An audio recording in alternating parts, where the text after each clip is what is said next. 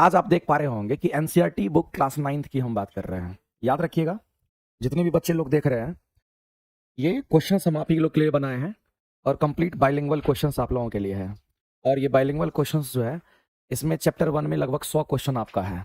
तो जो 100 क्वेश्चन आपका है, इसमें ईजी भी है और थोड़ा अच्छे क्वेश्चंस भी हैं। हम लोग सभी क्वेश्चंस को करेंगे और हमारा कोशिश रहेगा कि ये जितने भी मटेरियल हम इसमें बनाए हैं, ये आपको एनसीईआरटी बुक का ओरिजिनल क्वेश्चन आपका मिलेगा। ध्यान रखेंगे, पहला चैप्टर आपका है हमारे आसपास के पदार्थ के बारे में है। पहला पदार्थ के बारे में है। ऐसे करके बायोलॉजी का भी होगा, केमिस्ट्री का भी होगा और फिजिक्स का भी है। ये सेशन आपको यूट्यूब के माध्यम से हम कराते रहेंगे। तो जो लोग हमारे नियुक्ति बैच में जुड़े होंगे, उनको भी ये फ्री ऑफ कॉस्ट में मिलेगा। दूसरी बात हम आपसे कहना चाहते हैं कि जो लोग इसको देखेंगे, उनके पास ये पीडीएफ चला जाएगा। टेलीग्राम चैनल पर हम सेंड कर देंगे, वहां से आप जरूर निकाल लीजिएगा और इसको जरूर करिएगा। आज नियुक्ति बैच की क्लासेस नहीं हुई थी, आप देख रहे हैं ना, गला अभी भी खराब है, ठीक है।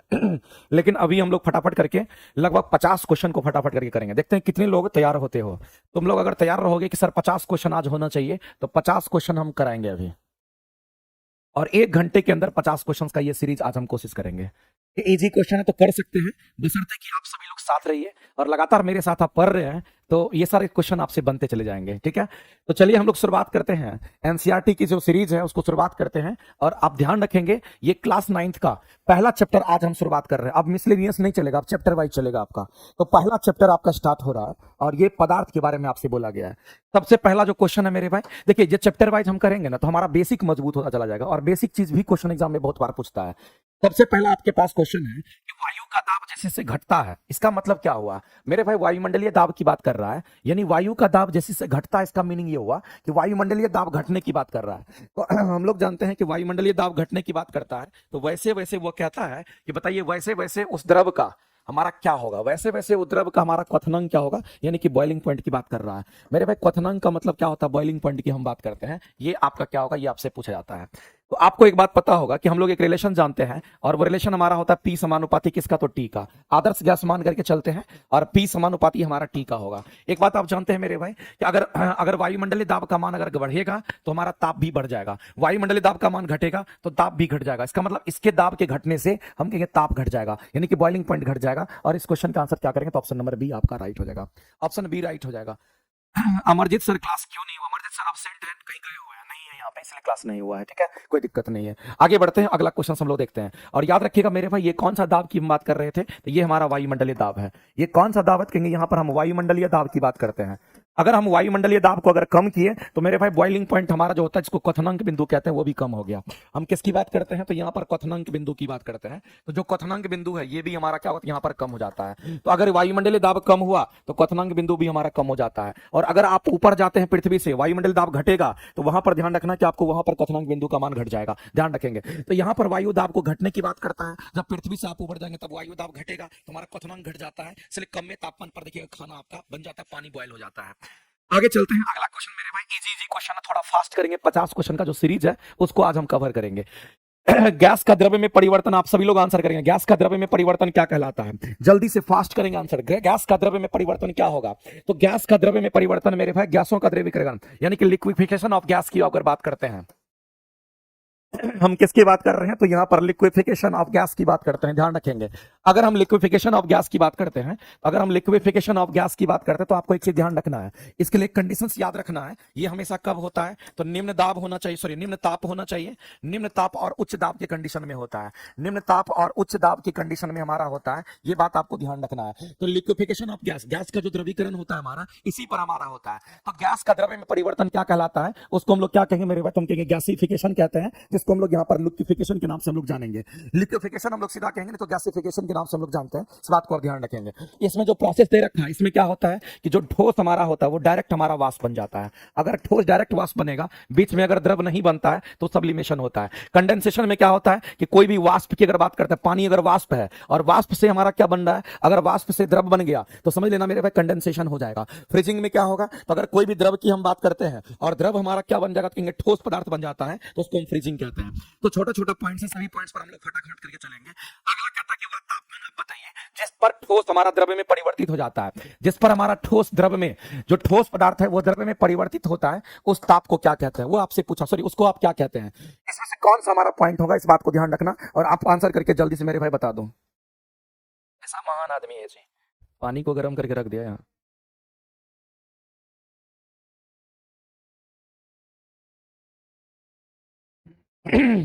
चलिए, तो अगर ठोस द्रव में परिवर्तित होता है उसको क्या कहते हैं? एक बात आप जान लीजिए मेरे में, अगर कोई भी ठोस हमारा द्रव में परिवर्तित होगा, अगर ये ठोस है, अगर ये द्रव में परिवर्तित, ठोस मान लेते ये बर्फ है, बर्फ हमारा ठोस अवस्था में होगा और द्रव हमारा पानी हमारा द्रव अवस्था में होगा, तो ठोस अगर द्रव बनेगा तो उसको मेल्टिंग कहते हैं। ये हमारा मेल्टिंग प्रोसेस होता है, इस बात को ध्यान रखेंगे। और मेरे भाई मेल्टिंग को हम लोग क्या द्रव्यमान के नाम से जानते हैं। एक लाइन में कहानी खत्म। अगर हम क्रांतिक तापमान की बात करते हैं तो एक बात आप जान लीजिए, क्रांतिक तापमान हमारा क्या होता है? यह वह तापमान होता है मेरे भाई, यह टेम्परेचर हमारा होता है जो कि मेरे भाई 373 ध्यान रखिएगा, यहाँ पर 16 डिग्री सेल्सियस हमारा होता है। और इस तापमान के ऊपर, इसके ऊपर ध्यान रखना मेरे भाई, ध्यान रखेंगे। अगर इसके ऊपर इसके ऊपर इसके ऊपर इसके ऊपर मेरे को ध्यान रखना है, इसके ऊपर हमारा क्या होता है? क्रांतिक तापमान के ऊपर में हम लोग कहते हैं कि फेज चेंज नहीं होता है।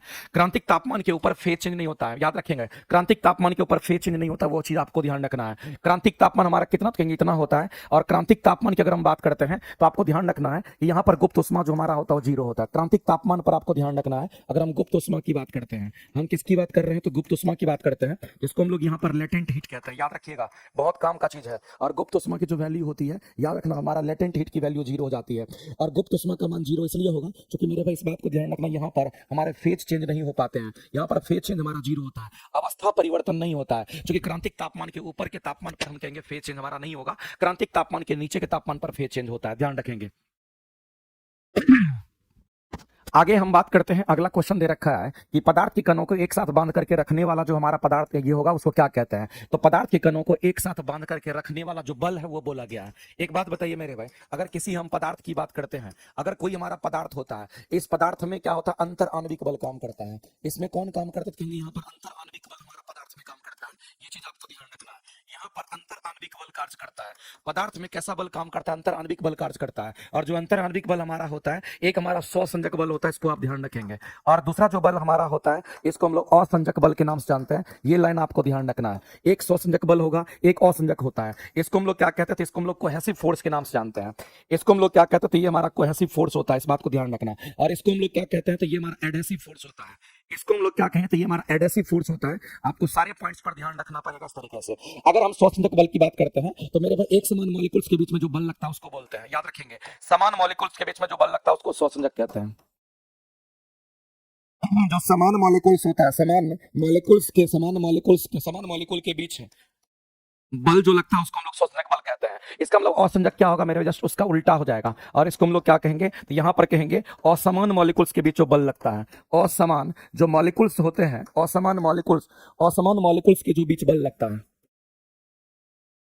ये बीच अगर बल लगता है, बीच बल अगर लगता है तो मेरे पास बात को ध्यान रखना, असंजक कहते हैं। सबसे important बात तो ये है कि मेरे पास आपको ध्यान रखना है, अगर स्वसंजक बल की बात करते हैं तो ये मजबूत होता है। ये कैसा होगा? तो कहेंगे अगर हम स्वसंजक बल की बात करते हैं तो ये बल हमारा मजबूत होता है, किससे? तो आपको ध्यान रखना, हम असंजक बल की बात कर रहे हैं, तो आपको ध्यान रखना मेरे भाई, इस कंडीशन को भी, कौन मजबूत होगा कौन हमारा वीक होगा, इस पॉइंट्स को भी आप ध्यान में रखेंगे। तो इसको हम लोग क्या कहते हैं मेरे भाई? अंतर आणविक बल के नाम से जानते हैं, और ये हमारा होता है। और एक सबसे बड़ी बात तो है कि अंतर आणविक बल का एक ऑर्डर आपको याद रहना चाहिए। अगर हम बात करते हैं किसके बारे में, अगर हम बात करते हैं अंतर आणविक बल की, अगर बात करते हैं हम किसकी बात कर रहे हैं मेरे भाई? तो अंतर आणविक बल की बात करते हैं। और अंतर आणविक बल का जो हमारा ऑर्डर होता है वो याद रखिएगा। सबसे अधिक अंतर आणविक बल हमारा क्या होगा? सॉलिड में होगा। उसके बाद हमारा किसमें? लिक्विड में होगा। सबसे कम हमारा अंतर आणविक बल जो लगता है वो कहां पर होगा? तो यहां पर होगा। एक रिलेशन मेरे भाई और ध्यान में रख सकते हो कि बल और दूरी का रिलेशन हमारा होता है। बल और दूरी का रिलेशन हमारा होता है ऐसा, अगर किसी में बल का वैल्यू अगर ज्यादा है तो दूरी कम हो जाएगा। इसका मतलब आप समझ लीजिएगा, अंतर आणविक बल यानी कहने वाला मॉलिक्यूल्स के बीच जो बल लगेगा, सबसे मजबूत बल हमारा सॉलिड में होगा। और अगर कहेंगे कम अगर बल लगेगा तो गैस में लगेगा। तो बल अगर ज्यादा होगा तो दूरी कम होगा, इसका मतलब यहां पर दूरी पास पास मॉलिक्यूल्स होगा, इसलिए बल ज्यादा लगेगा। तो इस तरीके से आप सारे पॉइंट पर नजर रखिए। अगला क्वेश्चन हम लोग देखते हैं। आज हम लोग 50 क्वेश्चन को फटाफट करेंगे, थोड़ा गला ठीक नहीं है लेकिन करेंगे 50 क्वेश्चन।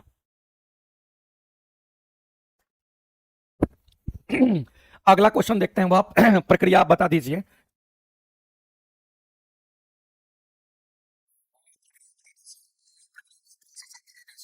वह प्रोसेस बोला गया है, आपसे प्रोसेस के बारे में बोला गया है जिसमें मेरे भाई इत्र की बात करते हैं। इत्र मतलब जो हमारा इत्र की गंध वायु में चारों ओर फैल जाती है, कितनी बार हम पढ़ चुके हैं।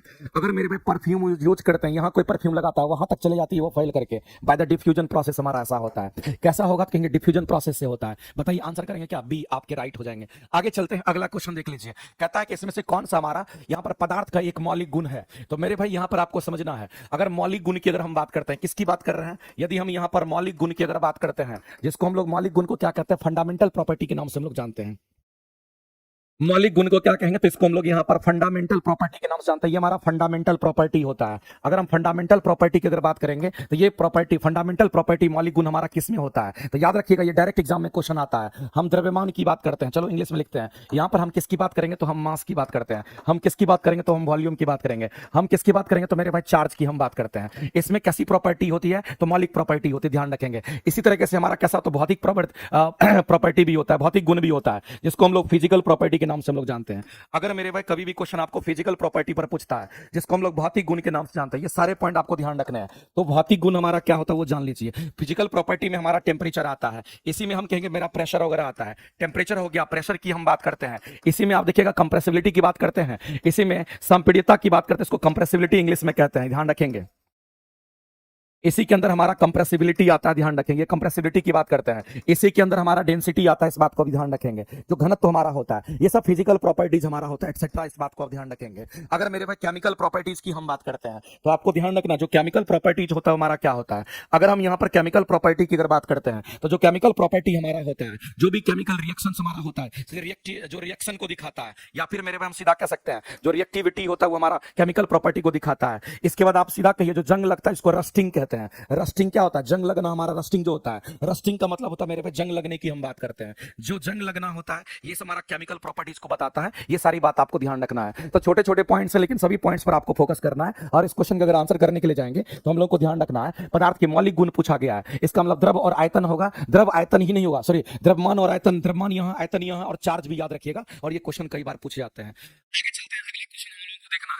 कहता है यहाँ पर पदार्थ के जो कण है वो हमारे क्या है? प्रॉपर्टीज ऑफ मैटर की बात करते हैं। सबसे पहला चीज तो मेरे भाई आपको ये समझ में आना चाहिए कि जब कभी भी हम मैटर की बात करते हैं, इसी को हम पदार्थ कहते हैं। और आपको पता होगा कि पदार्थ कहने का मतलब क्या होता है। तो एक तो हमारा ठोस होता है, दूसरा हमारा यहाँ पर द्रव होता है, और तीसरा हमारा यहाँ पर गैस होता है, और चौथी जो पदार्थ की अवस्था, ये पहली अवस्था, ये दूसरी अवस्था, ये तीसरी अवस्था, यहाँ पर होगी चौथी अवस्था, जिसको प्लाज्मा कहते हैं। चौथी अवस्था को क्या कहेंगे? तो प्लाज्मा कहते हैं। पदार्थ की पांचवी अवस्था जो होती है इसको क्या कहेंगे? तो जो पदार्थ की पांचवी अवस्था होता है इसको बोस-आइंस्टीन कंडेंसेट के नाम से जानते हैं। ये बोस-आइंस्टीन कंडेंसेट हमारा होता है, इसी को मैटर कहते हैं। लेकिन हमारे वातावरण में ये तीन तरह के जो हमारे पदार्थ हैं ये मौजूद होते हैं। प्लाज्मा आपको अति उच्च तापमान पर, ये उच्च तापमान पर प्राप्त होता है। ये मेरे भाई उच्च तापमान पर प्राप्त होता है, ये चीज आपको ध्यान रखना। ये कहां पर प्राप्त होगा? तो उच्च तापमान पर। ये उच्च तापमान पर प्राप्त होता है, ये चीज आपको ध्यान रखना है। ये उच्च तापमान पर प्राप्त होता है। अगर बोस-आइंस्टीन कंडेंसेट की बात करते हैं तो आपको ध्यान रखना, ये निम्न तापमान पर प्राप्त होता है। ये किस पर होगा? तो याद रखना, निम्न तापमान पर प्राप्त होता है। ये किस पर? तो कहेंगे निम्न तापमान पर हमारा प्राप्त होता है।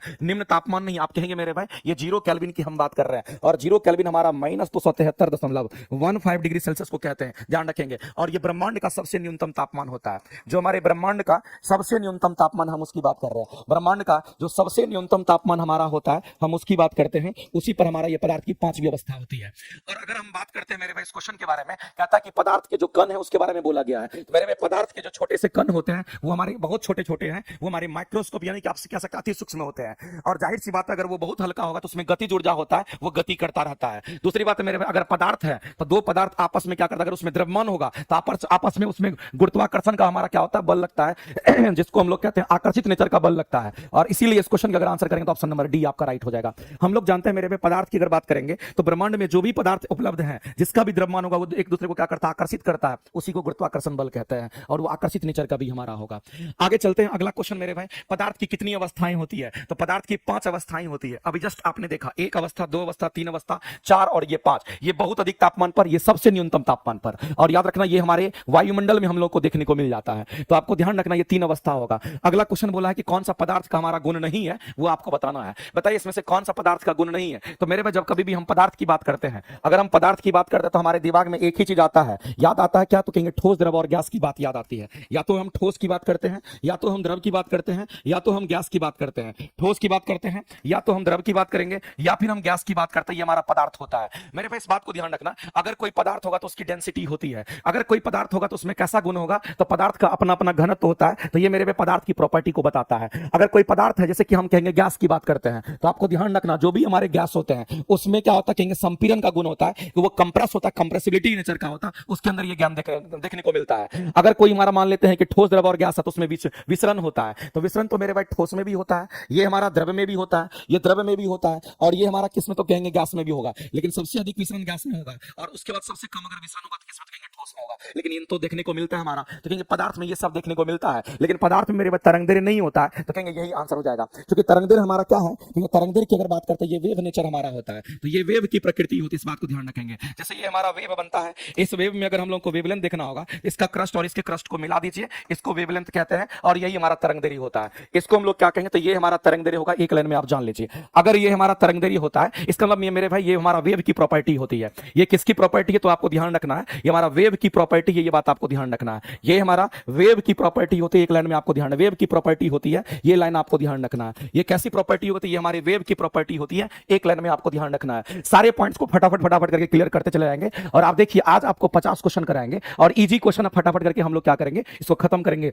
आगे बात करते हैं मेरे भाई, एक क्वेश्चन आपका अभी जस्ट मैंने बोला था कि सब हमारा संपीड़ितता का गुण सबसे अधिक हमारा कहां होता है, तो सबसे पहले तो आप ये समझिए मेरे भाई, अगर हम संपीड़ितता की गुण की अगर हम बात करते हैं, अगर हम संपीड़ितता गुण की अगर हम बात करते हैं, तो ये गुण कहां देखने को मिलता है, तो ये केवल और केवल गैस में होता है। ये केवल और केवल कहां होगा, तो गैस में होता है। क्योंकि मेरे भाई कंप्रेसिबिलिटी का गुण हमारा गैस में होता है, गैस ही हमारा कंप्रेस होता है, ठोस द्रव कंप्रेस नहीं होता है, वो इनकंप्रेसिबल होता है। इसलिए हम कहते हैं कि गैस हमारा कैसा होगा, तो ये हमारा कंप्रेसिबल नेचर का होता है। ये कैसा होगा, तो हमारा ये कंप्रेसिबल होता है, इस बात को आप ध्यान रखेंगे। तो कुछ सोचना नहीं है, आपसे मेरे भाई बोला कि सबसे कम हमारा किस में होगा, तो संपीड़ितता का अगर बात करते हैं तो गैस में तो सबसे अधिक हमारा होता है। ठोस की बात करते हैं, द्रव की बात करते हैं, या प्लाज्मा की बात करते हैं, प्लाज्मा तो हमारा बहुत अधिक तापमान पर होता है, लेकिन जो क्वेश्चन आपसे पूछा है कि सबसे कम की अगर बात कर रहा है, तो मेरे भाई संपीड़ितता हमारा सबसे कम अगर किसी में होगा, कि नहीं के बराबर होगा, तो किसी ठोस में होगा। मेरे भाई ठोस को दबाएंगे तो नहीं दबता है, क्योंकि उसके अंदर कंप्रेशन का गुण नहीं होता है, वो कंप्रेस होगा ही नहीं, उसके अंदर संपीड़ितता का गुण नहीं होता, इस बात को आप ध्यान रखेंगे। सबसे अधिक इसमें हमारा होता है, इस बात को आप ध्यान रखना। पूरे पदार्थ की हम बात कर लेते हैं, तो ये गुण ही हमारा इसमें देखने को मिलता है, और चूंकि द्रव और गैस में तो होता ही नहीं, इस बात को ध्यान रखेंगे,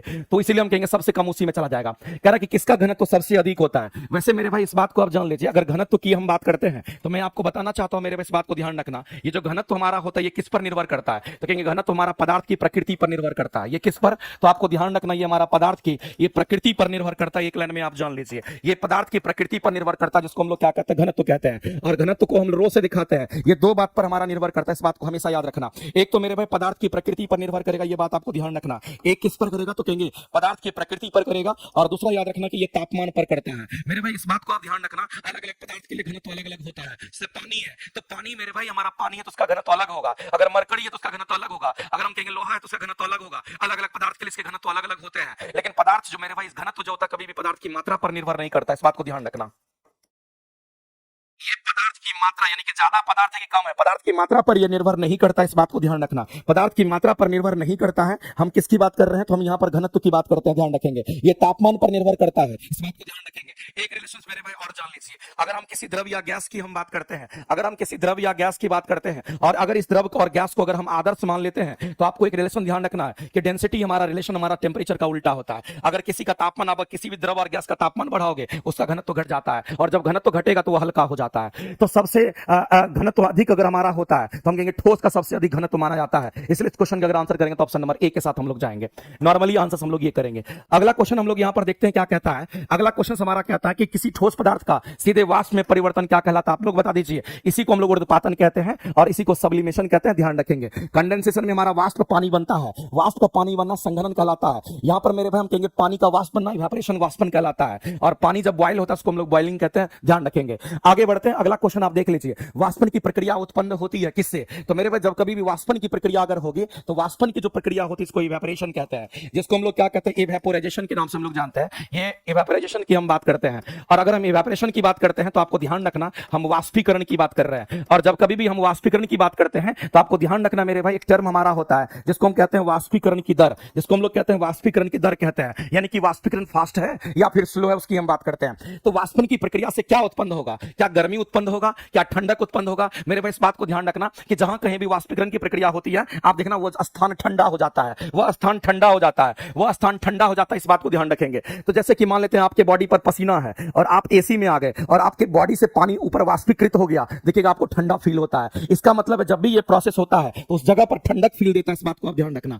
आगे चलते हैं, अगला क्वेश्चन हम लोग देखते हैं। बता दीजिए मेरे भाई केल्विन में कितना होगा। तो आपको ध्यान रखना, एक हमारा होता है C/5 इक्वल टू क्या पढ़ते हैं, F-32 अपन में 9 पढ़ते हैं, और इसी को हम K-273 डिवाइडेड बाय 5 कहते हैं, और यही हमारा R/4 होता है। ये तापमान को मापने का हमारा एक प्रकार का स्केल होता है, और सभी तापमान को मापने वाले स्केल आपस में बराबर होते हैं। अगर आपको सेल्सियस में दे रखा है तो आपको किसमें पूछा है, सेल्सियस में देकर के केल्विन पूछा है। इसका मतलब इसमें से सेल्सियस वाले को हम उठाएंगे, केल्विन वाले को उठाएंगे और इसको बराबर कर देंगे। तो C/5 हमारा सेल्सियस, और केल्विन में कहेंगे हमारा K-273 डिवाइडेड बाय 5। मेरे भाई 5 से 5 चला जाएगा, हमको केल्विन में निकालना, तो हम कहेंगे केल्विन बराबर हमारा कितना होगा, कहेंगे डिग्री सेल्सियस में हम 273 को जोड़ देंगे। यानी कि जब भी आपको किसी भी तापमान को केल्विन में बदलना होगा, सॉरी डिग्री सेल्सियस को अगर केल्विन में बदलना होगा तो उसमें 273 जोड़ते हैं। इस बात को ध्यान रखेंगे। तो आपको अगर 100 डिग्री सेल्सियस दे रखा है तो आप कहेंगे सर सेल्सियस में तो 100 दे रखा है, कितना इसमें जोड़ेंगे, तो डायरेक्ट 273 जोड़ेंगे। इसकी वैल्यू कितनी आएगी, तो 373 केल्विन निकल करके आएगा, और आप सीधा आंसर करेंगे। वैसे मैं आपको बता देना चाहता हूं मेरे भाई, इसके एग्जैक्ट मान जो होते हैं वो 273.15 डिग्री सेल्सियस होता है। ये 273.15 हो जाएगा। इसका मतलब ये 373.15 हमारा होता है। इस बात को याद रखना मेरे भाई कि ये आपका क्या होता है, एक स्टैंडर्ड मान होता है। स्टैंडर्ड मान में 1.5 को भी नहीं छोड़ते हैं, लेकिन रफ यूज करने के लिए 0.5 पॉइंट के बाद हम लोग यूज नहीं करते हैं। लेकिन ये हमारा स्टैंडर्ड मान होता है कि अगर केल्विन में बदलना है तो डिग्री सेल्सियस में 273.15 को हम लोग कंसीडर करते हैं। ध्यान रखना, ये एक स्टैंडर्ड मान होता है। कई बार मेरे भाई स्टैंडर्ड मान भी लोगों को फंसाता है, इसलिए स्टैंडर्ड मान का ज्ञान पता होना चाहिए। इसलिए इस क्वेश्चन का आंसर करेंगे 373.15 यहां पर राइट हो जाएगा। आगे चलते हैं, अगला क्वेश्चन बता दीजिए, किसी पदार्थ को केल्विन में अगर बदलना और डिग्री सेल्सियस आपको दे रखा है, सेंटीग्रेड पर सेंटीग्रेड में इस तापमान को क्या कहते हैं, सॉरी आपको दे रखा है किसी पदार्थ के केल्विन में ताप इतने दे रखे हैं और उसको सेल्सियस या सेंटीग्रेड में बदलना है, तो हम लोग एक रिलेशन देख रखे हैं कि डिग्री सेल्सियस प्लस 273 हम लोग क्या करते हैं 1.5 करते हैं। तो जब हमको केल्विन में बदलना है तो डिग्री सेल्सियस में 273 जोड़ते हैं। इसी फार्मूला से मेरे भाई डिग्री सेल्सियस को अलग करेंगे, तो ये हमारा K-273 याद रखेंगे, इसी फार्मूला से बन जाएगा K-273.15। अगर आपको केल्विन में बदलना है तो सेल्सियस में से जितना जोड़ना पड़ेगा, अगर डिग्री सेल्सियस में आपको निकालना है तो केल्विन में से 273 घटाना पड़ेगा। दोनों को अलग अलग तरीके से याद रखना है। तो आपको क्वेश्चन ये नहीं पूछा है, आपको बोला कि सेंटीग्रेड में कितना होगा, यानी आपसे ये जानना चाह रहा है। इसका मतलब केल्विन में से हमारा घटाना है, तो बताइए तापमान में जो केल्विन दे रखा है वो कितना दे रखा है, क्योंकि हमारा यहाँ पर 673.15 मान के चलते हैं, और इसमें से 273.15 को आप घटा दीजिए। जब इसको आप घटाएंगे तो ये कितना हो जाएगा मेरे भाई, हम सीधा कहेंगे हमारा 400 के आसपास आएगा, और ये लगभग हमारा कितना कहेंगे, हमारा 400 यहाँ पर डिग्री सेल्सियस मिल जाएगा। तो सेल्सियस में हमारा कितना, तो 400 डिग्री सेल्सियस होगा, और इस क्वेश्चन का आंसर करेंगे ऑप्शन नंबर डी आपका राइट हो जाएगा। तो छोटे छोटे पॉइंट्स हैं, लेकिन सभी पॉइंट्स पर आपको पूरी तरीके से नजर रखना और क्वेश्चन को सॉल्व करना है। आगे चलते हैं, अगला क्वेश्चन आप देख लीजिए, सौर मंडल में प्लाज्मा अवस्थित होता है। बिल्कुल सही बात है मेरे भाई, ये जो प्लाज्मा हमारा अवस्थित होता है वो किसके कारण, प्लाज्मा का तापमान बहुत अधिक होता है, उच्च तापमान पर मिलता है। इसलिए इस क्वेश्चन का आंसर करेंगे हमारा ये, जैसे कि मान लेते हैं ये हमारा सन होता है, और सन के चारों तरफ आपको पता होगा कि सन के चारों तरफ हाइड्रोजन गैस की मात्रा सबसे अधिक होती है, और हाइड्रोजन गैस कितने होते हैं, तो 71% तो हमारा हाइड्रोजन गैस ही होता है। इस बात को ध्यान रखना। इसके अलावा हमारा यहाँ पर हीलियम होता है, और 27% के पास हीलियम होता है। इसके बाद भी मेरे एंड अदर गैसेस भी होते हैं, लेकिन मुख्य रूप से आपको ध्यान रखना, इसी कारण हमारे सूर्य के चारों तरफ का तापमान कितना, क्योंकि इसके अंदर का तापमान, सरफेस का टेंपरेचर, सूर्य के बाहरी सतह का तापमान हमारा 6000 डिग्री सेल्सियस हमारा होता है। ये लाइन आपको ध्यान रखना, कितना होगा, तो 6000 डिग्री सेल्सियस हमारा होगा। दूसरी बात आपको ध्यान रखना मेरे भाई, ये जो प्लाज्मा हमारा होता है, ये जो हाइड्रोजन गैस हमारा होता है, ये किस अवस्था में होता है, क्योंकि यहाँ पर प्लाज्मा अवस्था में होता है। ये किस अवस्था में होगा, तो आप सीधा कहेंगे सर इतना अधिक तापमान पर है तो ये प्लाज्मा अवस्था में होगा। इस बात को ध्यान रखेंगे। तो हाइड्रोजन हमारा किस अवस्था में होगा, तो प्लाज्मा अवस्था में होगा। और वैसे भी जानते हैं कि प्लाज्मा हमारा बहुत अधिक तापमान पर मिलता है। ये कैसे मिलता है, तो कहेंगे ये हमारा बहुत अधिक तापमान की हम बात करते हैं, तो ये बहुत अधिक तापमान पर प्राप्त होता है, बहुत अधिक तापमान पर प्राप्त होता है। ये लाइन आपको ध्यान रखना है। छोटे छोटे क्वेश्चन है, लेकिन सभी क्वेश्चन पर आपको चलना पड़ेगा और क्वेश्चन को सॉल्व करना पड़ेगा। आगे चलते हैं, अगला क्वेश्चन हम लोग यहाँ पर देखते हैं। अगला कहता है कि गर्म करने पर गैस का आयतन क्या होगा। एक बार फटाफट करके आंसर करिए, गर्म करने पर मेरे भाई गैस का आयतन क्या होगा। जब आपको गैस कह दिया तो सोचना नहीं है, अगर गैस कह दिया तो मेरे भाई हम लोग डायरेक्ट कहेंगे, अगर सर गैस बोल दिया तो PV = nRT वाला इक्वेशन यूज करिए, कोई दिक्कत नहीं है। और इसमें से क्या करेंगे, N और R हमेशा कांस्टेंट काट देंगे।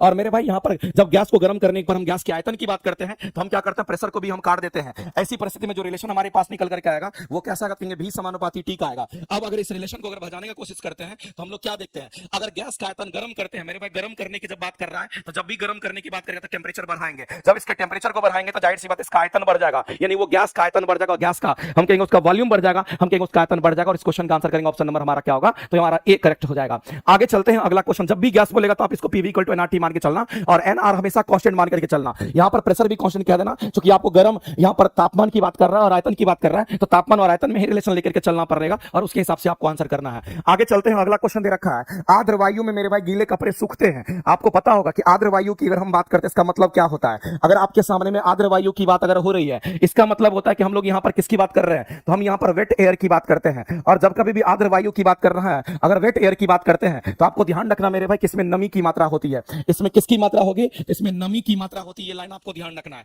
इसमें नमी की मात्रा होती है, ये बात आपको ध्यान रखना है। अगर हम आर्द्र वायु की बात करते हैं तो उसमें नमी जरूर होगा, इस बात को ध्यान रखना। लेकिन अगर हम शुष्क वायु की बात करते हैं, यहीं पर अगर हम बात करेंगे किसकी, तो हम कहेंगे शुष्क वायु की बात करते हैं। और इंग्लिश में इसको ड्राई एयर के नाम से हम लोग जानते हैं, इसको ड्राई एयर कहते हैं। मेरे भाई इसकी अगर बात करेगा तो याद रखना इसमें नमी नहीं होती है। इसमें क्या नहीं होता, इसमें नमी नहीं होती है। लाइन आपको ध्यान रखना है, इसमें नमी नहीं होती है, ये बात आपको ध्यान रखना है। अगर मान लेते हैं आर्द्र वायु होगा, तब आपसे पूछा गया गीले कपड़े सूखते हैं, तो मेरे भाई गीले कपड़े जो सूखते हैं हमारा वाष्पीकरण से सूखता है, इस बात को ध्यान रखना। ये किससे सूखता है, तो वाष्पीकरण की प्रक्रिया से ये सूखता है, आपको पता होगा ये वाष्पीकरण की प्रक्रिया से ये सूखता है। अगर मेरे भाई नमी की मात्रा अगर है, अगर नमी की मात्रा अगर मान लेते हैं ज्यादा है, अगर वायुमंडल में नमी की मात्रा ज्यादा है, इसका मतलब हमारा आर्द्र वायु कहलाता है। तो ऐसी परिस्थिति में हम कहते हैं कि वाष्पीकरण की जो दर होगी वो स्लो हो जाएगी।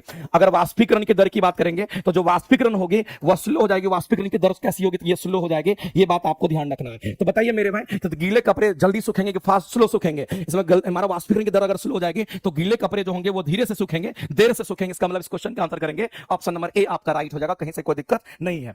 आगे चलते हैं, अगला क्वेश्चन हम लोग देखते हैं। अगला कहता है मेरे भाई हवादार जगह की बात करते हैं। अगर हवादार जगह पर द्रव के वाष्पन का जो वेग होना चाहिए, तो मेरे भाई द्रव के वाष्पन का जो वेग होना चाहिए हमारा क्या होता है, बढ़ जाता है। जैसे मान लेते हैं नॉर्मल वाष्पन हो रहा है और पंखा लगा दीजिए, वाष्पन की दर बढ़ जाती है। क्योंकि हम लोग जानते हैं जो वाष्पीकरण की जो दर होती है उसके बाद रिलेशन हमारा क्या होता है। तो आप एक बात जान लीजिए, अगर वाष्पीकरण की दर की अगर हम बात करते हैं तो जो वाष्पीकरण की दर होती है समानुपाती होता है किसका, तो हम कहेंगे यहाँ पर हवा की गति का समानुपाती होता है। तो जो हवा की गति होती है उसका समानुपाती होता है, ये लाइन आपको ध्यान रखना, हवा की गति का समानुपाती होता है। अगर हवा की गति ज्यादा है, यहीं से रिलेट कर लीजिए, अगर हवा की गति को आप ज्यादा कह रहे हैं, अगर हवा की गति ज्यादा होगी तो वाष्पीकरण हमारा फास्ट हो जाएगा, क्योंकि दर की बात कर रहे हैं। तो ये दोनों समानुपाती का रिलेशन होता है। तो बताइए हवादार अगर जगह होगा, इसका मतलब मेरे हवा की गति ज्यादा होगी और कहेंगे वाष्पीकरण की दर भी ज्यादा हो जाएगी, इसका मतलब द्रव के वाष्प का जो वेग होगा वो बढ़ जाएगा, और आंसर करेंगे ऑप्शन नंबर बी आपका राइट हो जाएगा।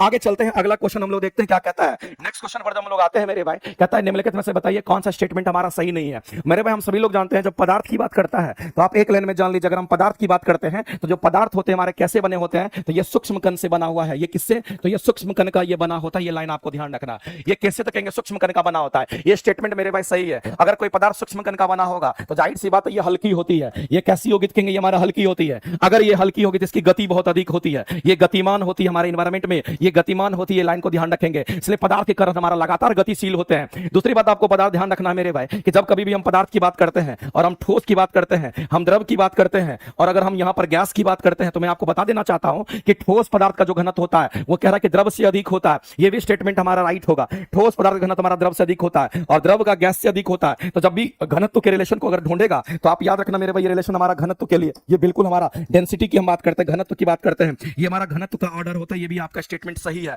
इसमें कहीं से कोई दिक्कत नहीं है, ध्यान रखेंगे। तो ये भी स्टेटमेंट आपके सही है। ठोस पदार्थ में संपीड़ितता द्रव से अधिक होती है, जो कि बिल्कुल गलत है। हम लोग जानते हैं मेरे भाई जो ठोस पदार्थ होता है उसमें संपीड़न का गुण सबसे कम होगा। उसके बाद अगर बात करते हैं तो हम द्रव की बात करेंगे, सबसे अधिक संपीड़न का गुण किसमें होगा, तो कहेंगे गैस में होता है, और गैस में जनरली हमारा होता है, ये बात आपको ध्यान भी रखना है। तो इसमें सबसे अधिक होगा संपीड़न का गुण, याद रखना ठोस में सबसे कम होता है। यहां करा कि ठोस पदार्थ में संपीड़न का गुण द्रव से अधिक होगा, जो कि निहायत गलत है। अगर ये गलत है तो यही आंसर करेंगे। छोटे छोटे पॉइंट्स है लेकिन सभी पॉइंट पर आपको नजर रखना पड़ेगा और आंसर करना पड़ेगा। बताइए अगले क्वेश्चन का आंसर करके आप बताएंगे फटाफट करके।